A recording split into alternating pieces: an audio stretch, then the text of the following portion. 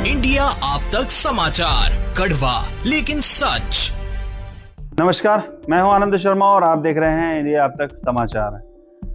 अगर आप कोई पानी पूरी की गाड़ी लगाते हैं, कोई और खाने पीने का सामान बेचते हैं, सैंडविच की गाड़ी लगाते हैं, पाव वड़े की गाड़ी लगाते हैं, साबूदाना वड़े की गाड़ी लगाते हैं, किसी भी तरह की गाड़ी लगाते हैं या खान पान का व्यवसाय करते हैं, ये खबर आपके लिए। आपको ये जानना पड़ेगा कि नए नियम क्या लागू किए गए हैं महाराष्ट्र में। अब आपको कोई छोटी भी आप गाड़ी लगाते हैं या कुछ करते हैं, खान पान के व्यवसाय करते हैं, तो आपको फूड एंड ड्रग्स विभाग से सर्टिफिकेट लेना पड़ेगा। आपको फूड एंड ड्रग्स डिपार्टमेंट की परमिशन लेनी पड़ेगी।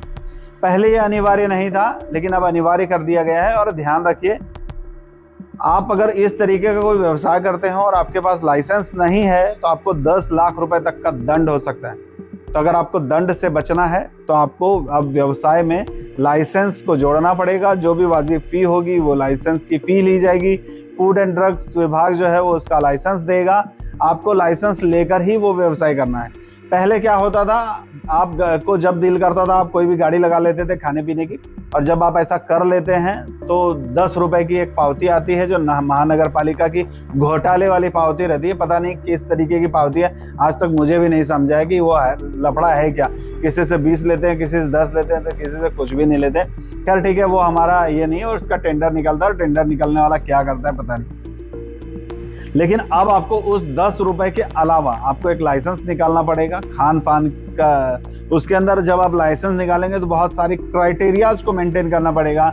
अगर आप नियम का पालन नहीं करते हैं तो 10 लाख रुपए तक का दंड हो सकता है। ऐसा अब प्रावधान बना दिया गया है। ये खबर जहां एक तरह से छोटे व्यवसाय करने वालों के लिए दुख देने वाली हो सकती है, वहीं इस बात को भी समझिए कि जो लोग सड़क पर खान पान की गाड़ियां लगाते हैं और गाड़ियां बेचते हैं, वो कोई भी दुख देने जैसा काम नहीं है। उनकी कमाई बहुत ज़्यादा है और सरकार अब उस तरफ भी ध्यान दे रही है।